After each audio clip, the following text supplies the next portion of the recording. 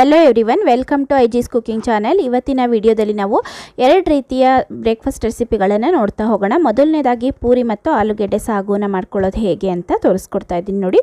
ಈ ರೀತಿ ಉಬ್ಬಿರುವಂತಹ ಪೂರಿಗಳನ್ನು ನೀವು ಸಹ ಮಾರ್ನಿಂಗ್ ಬ್ರೇಕ್ಫಾಸ್ಟ್ಗೆ ಮಾಡಬೇಕು ಅಂದರೆ ಈ ವಿಡಿಯೋನ ಕೊನೆ ತನಕ ನೋಡಿ. ಹಾಗೆ ಚಾನೆಲನ್ನು ಇನ್ನೂ ಸಬ್ಸ್ಕ್ರೈಬ್ ಮಾಡಲಿಲ್ಲ ಅಂದರೆ ಸಬ್ಸ್ಕ್ರೈಬ್ ಮಾಡಿಕೊಂಡು ನೋಡಿ. ಈಗ ಪೂರಿಯನ್ನು ಮಾಡಲಿಕ್ಕೆ ಗೋಧಿ ಹಿಟ್ಟನ್ನು ಉಪಯೋಗಿಸ್ಕೊಳ್ತಾ ಇದ್ದೀನಿ. ಇಲ್ಲಿ ನಾನು ಮೈದಾವನ್ನು ಉಪಯೋಗಿಸ್ತಾ ಇಲ್ಲ. ಗೋಧಿ ಹಿಟ್ಟು 1-2 ಕಪ್ಪಷ್ಟು ತೊಗೊಂಡಿದ್ದೀನಿ. ಹಾಗೆಯೇ 1 ಚಮಚದಷ್ಟು ಉಪ್ಪನ್ನು ಹಾಕ್ಕೊಂಡು ಚೆನ್ನಾಗಿ ಕಲಿಸ್ಕೊಳ್ತಾ ಇದ್ದೀನಿ. ಈಗ ಇದಕ್ಕೆ ಸ್ವಲ್ಪನೇ ನೀರನ್ನು ಹಾಕ್ಕೊಂಡು ಈ ರೀತಿ ಮಿಕ್ಸ್ ಮಾಡ್ಕೊಳ್ತಾ ಇದ್ದೀನಿ ನೋಡಿ. ನಾವು ಚಪಾತಿ ಹಿಟ್ಟನ್ನು ಯಾವ ರೀತಿಯಾಗಿ ಕಲಸಿ ತೊಗೊಳ್ತೀವಿ ಅದೇ ರೀತಿಯಲ್ಲಿ ಪೂರಿ ಹಿಟ್ಟನ್ನು ಸಹ ಕಲಸಿ ತೊಗೊಳ್ಬೇಕು ನೋಡಿ. ಈಗ ನೀರನ್ನು ಮಿಕ್ಸ್ ಮಾಡ್ಕೊಂಡಿದ್ದಾಯಿತು. ಈಗ ನೀಟಾಗಿ ಇದನ್ನು ಕೈಯಲ್ಲಿ ಕಲಸ್ಕೊಳ್ತಾ ಇದ್ದೀನಿ. ಈ ರೀತಿಯಲ್ಲಿ ಚೆನ್ನಾಗಿ ಕಲಸಿ ತೊಗೊಳ್ಬೇಕು ಹಿಟ್ಟನ್ನು. ನಾವು ಚಪಾತಿ ಎಲ್ಲ ಮಾಡಲಿಕ್ಕೆ ಯಾವ ಹದದಲ್ಲಿ ಕಲಿಸ್ಕೊಂಡಿರ್ತೀವಿ ಅದೇ ಹದದಲ್ಲಿ ಪೂರಿ ಮಾಡಲಿಕ್ಕೂ ಕಲಿಸ್ಕೊಳ್ಬೇಕು. ಲಾಸ್ಟಲ್ಲಿ 1 ಚಮಚದಷ್ಟು ಎಣ್ಣೆನ ಹಾಕ್ಕೊಂಡು ನೋಡಿ ಈ ರೀತಿ ಚೆನ್ನಾಗಿ ನಾದ್ಕೊಳ್ತಾ ಇದ್ದೀನಿ ಹಿಟ್ಟನ್ನು. ಹಿಟ್ಟು ಚೆನ್ನಾಗಿ ನಾದ್ಕೊಳ್ಬೇಕು ಪೂರಿ ಉಬ್ಬಿ ಬರಬೇಕು ಅಂದರೆ ನೋಡಿ. ಈಗ ಇದನ್ನು ಒಂದು 10 ನಿಮಿಷ ಇಟ್ಟಿದ್ದೀನಿ. ನಂತರ ನೋಡಿ ಸ್ವಲ್ಪ ಸಾಫ್ಟ್ ಆಗಿದೆ. ಈಗ ಪೂರಿ ಮಾಡಲಿಕ್ಕೆ ಬೇಕಾಗಿರುವಂತಹ ಗಾತ್ರಕ್ಕೆ ಉಂಡೆಗಳನ್ನು ತೊಗೊಳ್ಬೇಕು ನೋಡಿ. ನಾನು ಈ ಗಾತ್ರಕ್ಕೆ ಉಂಡೆಗಳನ್ನು ತೊಗೊಳ್ತಾ ಇದ್ದೀನಿ. ತುಂಬ ಈಸಿಯಾಗಿ ಮಾಡ್ಕೊಳ್ಬೋದು. ಬೆಳಗ್ಗೆ ಬ್ರೇಕ್ಫಾಸ್ಟ್ಗೆ ಏನು ಮಾಡೋದು ಅಂತ ಯೋಚನೆ ಮಾಡ್ತಿದ್ರೆ ಈ ರೀತಿ ಉಬ್ಬಿದಂತಹ ಪೂರಿಗಳನ್ನು ಮಾಡ್ಕೊಳ್ಳಿ ನೋಡಿ. ಈ ರೀತಿ ಒಂದು ಆಯಿಲ್ ಶೀಟನ್ನು ಇಟ್ಕೊಂಡು ಈ ರೀತಿಯಾಗಿ ಒತ್ಕೊಳ್ತಾ ಇದ್ದೀನಿ ನೋಡಿ. ಇಷ್ಟು ಅಗಲಕ್ಕೆ ನಾನು ಪೂರಿಗಳನ್ನು ಒತ್ತಿ ತಗೊಳ್ತಾ ಇದ್ದೀನಿ.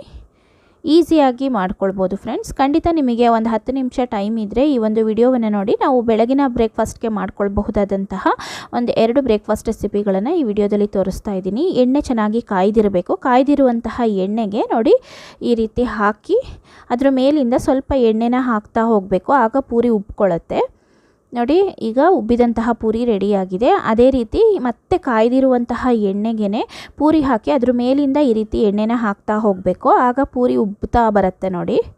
ಇದು ಗೋಧಿ ಪೂರಿ ಆದರೂ ಸಹ ನೋಡಿ ಎಷ್ಟು ಚೆನ್ನಾಗಿ ಉಬ್ಬಿ ಬರ್ತಾ ಇದೆ. ಪ್ರತಿಯೊಂದು ಪೂರಿನೂ ಸಹ ತುಂಬಾ ಚೆನ್ನಾಗಿ ಉಬ್ಬಿ ಬರ್ತಾ ಇದೆ. ಈ ರೀತಿ ಮಾಡಿದರೆ ಯಾರಿಗಿಷ್ಟ ಆಗಲ್ಲ ಹೇಳಿ. ಬ್ರೇಕ್ಫಾಸ್ಟು ಮಕ್ಕಳು ಸಹ ಮನೆಯಲ್ಲಿ ಇಷ್ಟಪಟ್ಟು ತಿಂತಾರೆ. ಖಂಡಿತ ಟ್ರೈ ಮಾಡ್ಕೊಳ್ಳಿ ಇದೇ ರೀತಿಯಲ್ಲಿ ನೋಡಿ. ಪ್ರತಿಯೊಂದು ಪೂರಿನೂ ಸಹ ಅದೇ ರೀತಿಯಲ್ಲಿ ಚೆನ್ನಾಗಿ ಬರ್ತಿದೆ. ಹಾಗೆ ಎಣ್ಣೆನೂ ಸಹ ಮುಳುಗೋ ಅಷ್ಟು ನೀಟಾಗಿ ಹಾಕ್ಕೊಂಡು ಮಾಡ್ಕೊಳ್ಳಿ, ಚೆನ್ನಾಗಿ ಬರುತ್ತೆ. ಹಾಗೆಯೇ ನೋಡಿ ಇಲ್ಲಿ ಆಲೂಗೆಡ್ಡೆಯನ್ನು ಬೇಯಿಸ್ಕೊಂಡಿದ್ದೀನಿ. ಈ ಆಲೂಗೆಡ್ಡೆಯನ್ನು ನಾನು ಕುಕ್ಕರಲ್ಲಿ ಬೇಯಿಸಿ ತಗೊಂಡಿದ್ದೀನಿ ನೋಡಿ. 2-3 ವಿಷಲ್ ಹಾಕಿಸಿ ತಗೊಳ್ಳಿ. ಈ ರೀತಿ ಆಲೂಗೆಡ್ಡೆ ಚೆನ್ನಾಗಿ ಬೆಂದಿರುತ್ತೆ. ಈಗ ಆಲೂಗೆಡ್ಡೆ ಸಿಪ್ಪೆ ತೆಗೆದುಬಿಟ್ಟು ಆಲೂಗೆಡ್ಡೆಯನ್ನು ಈ ರೀತಿ ಚೆನ್ನಾಗಿ ಮ್ಯಾಶ್ ಮಾಡಿ ತಗೊಳ್ಬೇಕು ನೋಡಿ. ಆಲೂಗೆಡ್ಡೆ ಸಾಗುನ ಸಹ ಈಸಿಯಾಗಿ ಮಾಡ್ಕೊಳ್ಬಹುದು ನಾವು ನೋಡಿ. ಈಗ ಎಣ್ಣೆನ ಹಾಕ್ಕೊಳ್ತಾ ಇದ್ದೀನಿ. ಗ್ಯಾಸ್ ಮೇಲೆ ಈ ರೀತಿ ಒಂದು ಪ್ಯಾನ್ನ ಇಟ್ಕೊಂಡು ಎಣ್ಣೆ 2-3 ಚಮಚದಷ್ಟು ಹಾಕ್ಕೊಳ್ಳಿ, ಸಾಕಾಗುತ್ತೆ. ಹಾಗೆಯೇ ಸಾಸಿವೆ, ಕಡಲೆಬೇಳೆ, ಈರುಳ್ಳಿ, ಟೊಮೆಟೊವನ್ನು ಹಾಕ್ಕೊಳ್ತಾ ಇದ್ದೀನಿ. ಅದ್ರ ಜೊತೆಗೆ ಹಸಿ ಒಂದು ಬಟಾಣಿಯನ್ನು ತೊಗೊಂಡಿದ್ದೀನಿ ಇಲ್ಲಿ. ಹಾಗಾಗಿ ಇದನ್ನು ಒಗ್ಗರಣೆಗೆ ಹಾಕ್ಕೊಂಡಿದ್ದೀನಿ. ಮೆಣಸಿನಕಾಯಿ, ಕರಿಬೇವಿನ ಸೊಪ್ಪು ಎಲ್ಲ ಹಾಕ್ಕೊಂಡು ಚೆನ್ನಾಗಿ ಇದನ್ನೊಂದ್ಸರಿ ಮಿಕ್ಸ್ ಮಾಡ್ಕೊಳ್ತಾ ಇದ್ದೀನಿ ನೋಡಿ. ಹಾಗೆಯೇ ಶುಂಠಿನ ಈ ರೀತಿ ತುರಿದು ತೊಗೊಂಡಿದ್ದೀನಿ. ಇದ್ರ ಜೊತೆಗೆ ಸ್ವಲ್ಪ ಉಪ್ಪನ್ನು ಹಾಕ್ಕೊಳ್ತಾ ಇದ್ದೀನಿ. ಹಾಗೆಯೇ 1/4 ಚಮಚದಷ್ಟು ಅರಿಶಿನ ಸಹ ಸೇರಿಸ್ಕೊಂಡು ಚೆನ್ನಾಗಿ ಮಿಕ್ಸ್ ಮಾಡ್ಕೊಳ್ತಿದ್ದೀನಿ. ಟೊಮೆಟೊ ಸ್ವಲ್ಪ ಚೆನ್ನಾಗಿ ಬೇಯಬೇಕು, ಅಂದರೆ ಅದು ಮ್ಯಾಶ್ ಆಗೋ ತನಕ ಬೇಯಿಸ್ಕೊಳ್ಬೇಕಾಗತ್ತೆ. ಹಾಗೆ ಇದು ಬಟಾಣಿ ಬೆಂದಿದೆಯಾ ಅಂತ ಫಸ್ಟ್ ನಾವು ಚೆಕ್ ಮಾಡ್ಕೊಳ್ಬೇಕು. ಇದು ನಾನು ಹಾಕ್ಕೊಂಡಿರುವಂಥದ್ದು ಬಿಡಿಸಿರುವಂತಹ ಹಸಿ ಬಟಾಣಿ ಆದರೂ ಸಹ ನಾವು ಇದನ್ನು ಚೆನ್ನಾಗಿ ಬೇಯಿಸ್ಕೊಂಡು ತೊಗೊಳ್ಬೇಕಾಗತ್ತೆ ನೋಡಿ. ಇದನ್ನು ನಾನು ಒಂದು 5 ನಿಮಿಷಗಳ ಕಾಲ ಚೆನ್ನಾಗಿ ಬೇಯಿಸಿ ತೊಗೊಂಡಿದ್ದೀನಿ. ಬಟಾಣಿ ಬೇಯಬೇಕು ಚೆನ್ನಾಗಿ. ಬಟಾಣಿ ಬೆಂದಾದ ನಂತರ ಅಷ್ಟೇ ನೋಡಿ. ಈಗ ಮಾಡ್ಕೊಂಡಿರುವಂತಹ ಆಲೂಗೆಡ್ಡೆ ಏನಿದೆ ಆ ಬೇಯಿಸಿರುವಂತಹ ಆಲೂಗೆಡ್ಡೆಯನ್ನು ಹಾಕ್ಕೊಳ್ತಾ ಇದ್ದೀನಿ. ಈಗ ಇದನ್ನು ಚೆನ್ನಾಗಿ ಮಿಕ್ಸ್ ಮಾಡಿಕೊಂಡ್ರೆ ಆಯಿತು ನೋಡಿ. ಇದಕ್ಕೆ ಸ್ವಲ್ಪ ನೀರನ್ನು ಆ್ಯಡ್ ಮಾಡ್ಕೊಳ್ತಾ ಇದ್ದೀನಿ. ನಿಮಗೆ ಯಾವ ಕನ್ಸಿಸ್ಟೆನ್ಸಿಗೆ ಬೇಕು ನೋಡಿಕೊಂಡು ನೀರನ್ನು ಹಾಕ್ಕೊಳ್ಳಿ. ಈಗ ನೋಡಿ ಪೂರಿ ತಿನ್ನಲಿಕ್ಕೆ ಆಲೂಗೆಡ್ಡೆ ಸಾಗು ರೆಡಿ ಆಗ್ತಿದೆ. ಇದನ್ನು 1-2 ನಿಮಿಷ ಚೆನ್ನಾಗಿ ಕುದಿಸಿ ತಗೊಳ್ಳಿ. ಈಗ ನೋಡಿ ಸಾಗು ಬಿಸಿ ಬಿಸಿಯಾಗಿ ರೆಡಿಯಾಗಿದೆ. ನಂತರ ಸ್ವಲ್ಪ ಕೊತ್ತಂಬರಿ ಸೊಪ್ಪನ್ನು ಹಾಕ್ಕೊಂಡು ಈ ರೀತಿ ಚೆನ್ನಾಗಿ ಕುದಿಸಿ ತಗೊಳ್ಳಿ. ರೆಡಿಯಾಗಿದೆ ನೋಡಿ. ಬಿಸಿ ಬಿಸಿಯಾಗಿ ಸಾಗು ರೆಡಿ ಇದೆ. ಈ ರೀತಿ ಸಾಗನ್ನು ನಾವು ತಟ್ಟಂತ ಬೇಗ ಪ್ರಿಪೇರ್ ಮಾಡ್ಕೊಂಡು ಬಿಡ್ಬೋದು. ಉಬ್ಬಿದ ಪೂರಿಗಳ ಜೊತೆ ನೋಡಿ ಆಲೂಗೆಡ್ಡೆ ಸಾಗು ಈಸಿಯಾಗಿ ಮಾರ್ನಿಂಗ್ ಬ್ರೇಕ್ಫಾಸ್ಟ್ಗೆ ರೆಡಿಯಾಗಿದೆ. ಈ ರೀತಿ ಮಾಡಿಕೊಡಿ. ಖಂಡಿತ ಮನೆಯಲ್ಲಿ ಮಕ್ಕಳು ಸಹ ತುಂಬಾ ಇಷ್ಟಪಟ್ಟು ತಿಂತಾರೆ. ಮನೆಯಲ್ಲೂ ಸಹ ಎಲ್ಲರೂ ಇಷ್ಟಪಡ್ತಾರೆ. ಖಂಡಿತ ಟ್ರೈ ಮಾಡ್ಕೊಳ್ಳಿ. ಹಾಗೆಯೇ ನೆಕ್ಸ್ಟ್ ರೆಸಿಪಿ ಬಂದು ಪಡ್ಡುವನ್ನು ಮಾಡ್ಕೊಳ್ಳೋದು ಹೇಗೆ ಅಂತ ತೋರಿಸ್ಕೊಡ್ತಾ ಇದ್ದೀನಿ ನೋಡಿ. ಮನೆಯಲ್ಲಿ ನಾವು ಯಾವಾಗಲೂ ದೋಸೆ ಹಿಟ್ಟನ್ನು ಪ್ರಿಪೇರ್ ಮಾಡಿ ಇಟ್ಕೊಂಡಿರ್ತೀವಿ. ಈ ರೀತಿ ಪ್ರಿಪೇರ್ ಮಾಡಿದಂತಹ ದೋಸೆ ಹಿಟ್ಟಿನಿಂದ ನಾವು ರುಚಿಯಾದಂತಹ ಪಡ್ಡುಗಳನ್ನು ಯಾವ ರೀತಿಯಾಗಿ ಮಾಡ್ಕೊಳ್ಳೋದು ಅಂತ ನಾನು ತೋರಿಸ್ಕೊಡ್ತಾ ಇದ್ದೀನಿ ನೋಡಿ. ಈಗ ಗ್ಯಾಸ್ ಮೇಲೆ ಈ ರೀತಿ ಒಂದು ಪ್ಯಾನ್ನ ಇಟ್ಕೊಂಡಿದ್ದೀನಿ. ಇದಕ್ಕೆ 1.5 ಚಮಚದಷ್ಟು ಎಣ್ಣೆ ಹಾಕ್ಕೊಳ್ಳಿ ಸಾಕು. 1/4 ಚಮಚ ಸಾಸಿವೆ, ಹಾಗೆಯೇ 1 ಚಮಚದಷ್ಟು ಕಡಲೆಬೇಳೆ, ಹಾಗೆಯೇ ಉದ್ದಿನಬೇಳೆ, 1 ಚಮಚದಷ್ಟು, ಹಾಗೆಯೇ ಒಂದು ಈರುಳ್ಳಿಯನ್ನು ಚಿಕ್ಕದಾಗಿ ಹೆಚ್ಚಿಕೊಂಡು ತೊಗೊಂಡಿದ್ದೀನಿ ನೋಡಿ. ಹಾಗೆ 1-2 ಹಸಿರು ಮೆಣಸಿನ್ಕಾಯಿನ ಹಾಕ್ಕೊಂಡಿದ್ದೀನಿ, ಕರಿಬೇವಿನ ಸೊಪ್ಪನ್ನು ಹಾಕ್ಕೊಂಡಿದ್ದೀನಿ. ಇದನ್ನು ಚೆನ್ನಾಗಿ ಮಿಕ್ಸ್ ಮಾಡ್ಕೊಳ್ಬೇಕಾಗತ್ತೆ. ಹಾಗೆಯೇ ಇದರೊಟ್ಟಿಗೆ 1 ಕ್ಯಾರೆಟನ್ನು ಈ ರೀತಿ ತುರಿದು ತೊಗೊಂಡಿದ್ದೀನಿ ನೋಡಿ. ಇದಕ್ಕೆ ಸಬ್ಬಸಿಗೆ ಸೊಪ್ಪು 1 ಬೌಲಷ್ಟು ತೊಗೊಂಡಿದ್ದೀನಿ, ಚಿಕ್ಕದಾಗಿ ಹೆಚ್ಚಿ ತೊಗೊಂಡಿದ್ದೀನಿ. ಹಾಗೆಯೇ ಕೊತ್ತಂಬರಿ ಸೊಪ್ಪನ್ನು ಸಹ 1/2 ಬೌಲಷ್ಟು ಉಪಯೋಗಿಸ್ಕೊಳ್ತಾ ಇದ್ದೀನಿ. ಇದೆಲ್ಲದನ್ನು ಸಹ ಚೆನ್ನಾಗಿ ಮಿಕ್ಸ್ ಮಾಡಬೇಕು. ಹಾಗೆಯೇ ಇದನ್ನು ಬಾಡಿಸ್ಕೊಳ್ಬೇಕಾಗತ್ತೆ. ಮೀಡಿಯಮ್ ಫ್ಲೇಮಲ್ಲಿ ಗ್ಯಾಸನ್ನು ಇಟ್ಕೊಂಡು ಇದೆಲ್ಲದನ್ನು ಸಹ ಚೆನ್ನಾಗಿ ಹಸಿ ವಾಸನೆ ಹೋಗೋ ತನಕ ಬಾಡಿಸ್ಕೊಳ್ಬೇಕಾಗತ್ತೆ. ಇದಕ್ಕೆ ರುಚಿಗೆ ತಕ್ಕಷ್ಟು ಉಪ್ಪನ್ನು ಸೇರಿಸ್ಕೊಳ್ಳಿ. ನಾನಿಲ್ಲಿ 1/2 ಚಮಚದಷ್ಟು ಉಪ್ಪನ್ನು ಸೇರಿಸ್ಕೊಂಡಿದ್ದೀನಿ. ಎಲ್ಲದನ್ನು ಸಹ ಚೆನ್ನಾಗಿ ಮಿಕ್ಸ್ ಮಾಡ್ಕೊಳ್ತಾ ಇದ್ದೀನಿ. ಈ ರೀತಿ ಮಾಡ್ಕೊಳ್ಳೋದ್ರಿಂದ ಪಡ್ಡು ತುಂಬಾ ರುಚಿಯಾಗಿ ಬರುತ್ತೆ. ಈಗ ನಾವು ಮಾಡಿಟ್ಟಿರುವಂತಹ ದೋಸೆ ಹಿಟ್ಟು ಏನಿದೆ ಅದರೊಳಗಡೆ, ಪಡ್ಡು ಹಿಟ್ಟೊಳಗಡೆ ನಾನೀಗ ಮಾಡ್ಕೊಂಡಂತಹ ಒಗ್ಗರಣೆದು ಏನಿದೆ ಎಲ್ಲ ಈರುಳ್ಳಿ, ಹಾಗೆಯೇ ಇದು ಕ್ಯಾರೆಟ್ ಏನಿದೆ ಇದೆಲ್ಲದನ್ನು ಸಹ ಹಾಕ್ಕೊಳ್ತಾ ಇದ್ದೀನಿ ನೋಡಿ.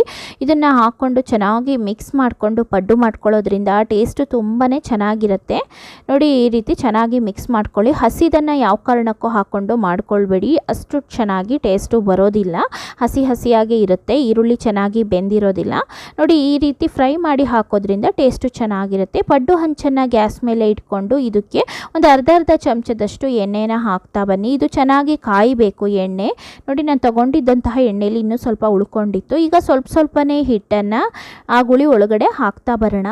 ತುಂಬ ಈಸಿಯಾಗಿ ಮಾಡ್ಬೋದು ನೋಡಿ. ಈಗ ಇದಕ್ಕೆ ಕ್ಲೋಸ್ ಮಾಡಬೇಕು, ಮೇಲ್ಗಡೆಯಿಂದ ಕ್ಲೋಸ್ ಮಾಡಿ 1-2 ನಿಮಿಷ ಬಿಟ್ಟು ನಂತರ ಈ ರೀತಿಯಲ್ಲಿ ಓಪನ್ ಮಾಡಿಕೊಂಡು ಅದನ್ನು ತಿರುಗಿಸಿ ಹಾಕ್ಕೊಳ್ಬೇಕು. ತುಂಬ ನಿಧಾನವಾಗಿ ತಿರುಗಿಸಿ ಹಾಕ್ಕೊಳ್ಬೇಕಾಗತ್ತೆ. ಇದು ಒಂದು ಸೈಡು ಚೆನ್ನಾಗಿ ಕುಕ್ ಆಗಿರುತ್ತೆ, ಇನ್ನೊಂದು ಸೈಡು ಹಾಗೇ ಇರುತ್ತೆ ನೋಡಿ. ನಿಧಾನವಾಗಿ ಈ ರೀತಿ ತಿರುಗಿಸಿ ಹಾಕ್ಕೊಳ್ತಾ ಇದ್ದೀನಿ. ತುಂಬಾ ಚೆನ್ನಾಗಿರುತ್ತೆ. ಈ ರೀತಿ ನಾವು ಮಾಡಿಕೊಂಡು ಪಡ್ಡುನ ಮಾಡೋದ್ರಿಂದ ಇದು ನಮಗೆ ಬೋಂಡಾ ಬಜ್ಜಿ ಎಲ್ಲ ಏನು ತಿಂತೀವಿ ಅದೇ ಟೇಸ್ಟಲ್ಲಿ ಇರುತ್ತೆ. ಖಂಡಿತ ಟ್ರೈ ಮಾಡಿ. ಮಾರ್ನಿಂಗ್ ಬ್ರೇಕ್ಫಾಸ್ಟಿಗಂತೂ ತುಂಬ ಚೆನ್ನಾಗಿರುತ್ತೆ ನೋಡಿ. 2 ಸೈಡು ಚೆನ್ನಾಗಿ ಬೆಂದಿದೆ. ತೆಗಿತಾ ಇದ್ದೀನಿ. ಫಸ್ಟು ಮಿಡಲಲ್ಲಿ ತೆಗೆದುಬಿಡಿ, ಉರಿ ಜಾಸ್ತಿ ಇರುತ್ತೆ ಹಾಗಾಗಿ. ನಂತರ ಈ ರೀತಿ ಸೈಡಲ್ಲಿ ಇರೋ ಅಂಥದ್ದನ್ನೆಲ್ಲ ತೆಗಿತಾ ಬರ್ತಾ ಇದ್ದೀನಿ ನೋಡಿ. ತುಂಬ ಈಸಿಯಾಗಿ ಮಾಡ್ಕೊಳ್ಬೋದು. ಈ ರೀತಿ ಒಂದು ಟೈಮು ಈ ರೀತಿ ಒಂದು ಪಡ್ಡು ಹಂಚಲ್ಲಿ ಮಾಡಿಕೊಂಡ್ರೆ ನಾವು ಬ್ರೇಕ್ಫಾಸ್ಟಿಗೆ ಒಬ್ಬರಿಗೆ ಕರೆಕ್ಟಾಗಿ ಆಗುತ್ತೆ. ತುಂಬ ಚೆನ್ನಾಗಿರುವಂತಹ ಪಡ್ಡುಗಳನ್ನು ನಾವು ಮಾಡ್ಕೊಳ್ಬೋದು ನೋಡಿ. ಅದೇ ಹಿಟ್ಟಿಂದ ಈ ರೀತಿ ಸೆಟ್ ದೋಸೆಗಳನ್ನು ಸಹ ನಾವು ಮಾಡ್ಕೊಳ್ಬೋದು. ತುಂಬಾ ಚೆನ್ನಾಗಿರುತ್ತೆ. ಪಡ್ಡು ಮಾಡಬೇಕು ಅಂತಲೇ ಇಲ್ಲ ನೋಡಿ, ಈ ರೀತಿಯೂ ಸಹ ಮಾಡ್ಕೊಳ್ಬಹುದು. ತುಪ್ಪ ಆದರೆ ತುಪ್ಪ, ಬೆಣ್ಣೆ, ಎಣ್ಣೆ ಏನು ಬೇಕಾದರೂ ಹಾಕ್ಕೊಂಡು ಮಾಡ್ಕೊಳ್ಳಿ. ಈ ರೀತಿ ದೋಸೆ ರೀತಿಯೂ ಸಹ ತುಂಬಾ ಚೆನ್ನಾಗಿರುತ್ತೆ.